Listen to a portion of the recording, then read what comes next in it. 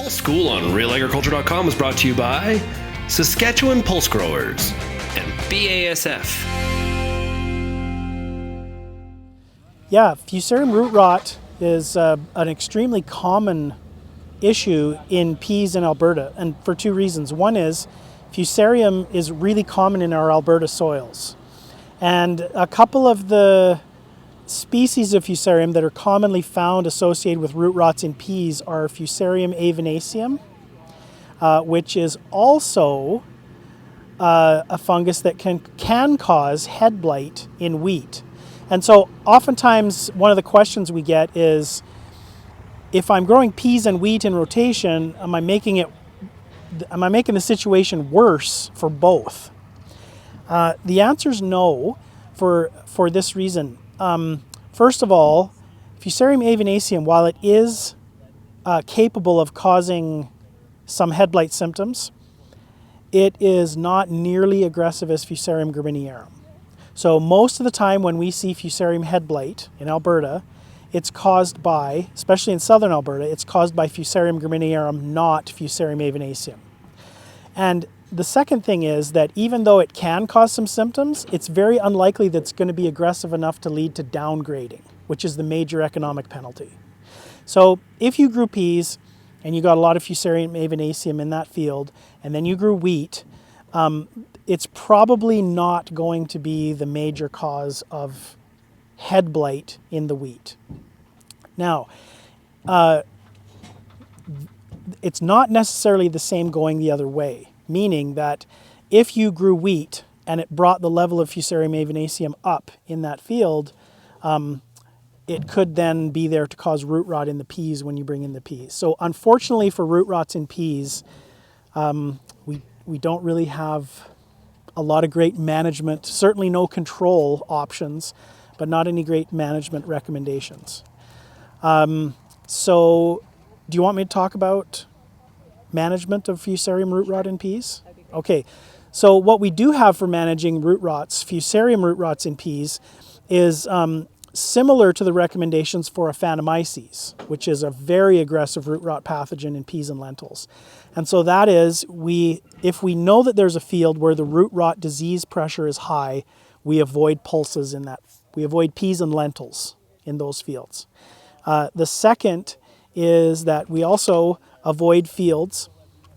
We also avoid fields that are prone to compaction, waterlogging, that have heavy clay that hold a lot of moisture. So those conditions really sort of increase the ability of Fusarium to cause a lot of damage.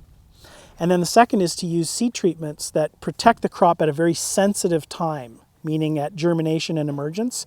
The growing point coming out of the seed is one of the most susceptible for major damage to those root rot pathogens.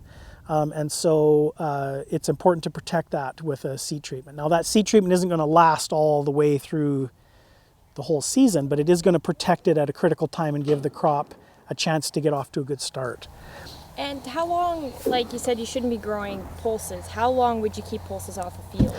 Yeah, that's a great question. And boy, the answer is going to vary case to case. So if you've just reached, so let's say the number of spores or inoculum particles in the soil has just reached the threshold where we start to see symptoms. Well, it's not going to take very many more years for that to drop back down to the level where you're not going to see economically damaging symptoms. But if you've had a susceptible host in that field long enough that you're way above the threshold, now it's going to take more years for it to drop and drop and drop down to the point where you don't see it. So it depends. And unfortunately, we don't yet have a great way to assess risk.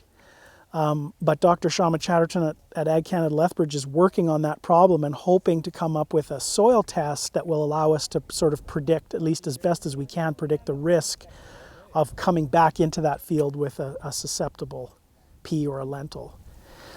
And how do you scout for Fusarium in the seedling? What sorts of things should you be looking out for? Sure. So for peas, you can see above ground symptoms once the root system is compromised to the point that it starts to wilt or show nutrient deficiencies. But by then it's really obviously too late to do anything. So if you see above ground symptoms and you want to know if root rot is the cause, or at least partly to blame, then you need to dig up the roots and look at them. And what you would look for Fusarium is black lesions.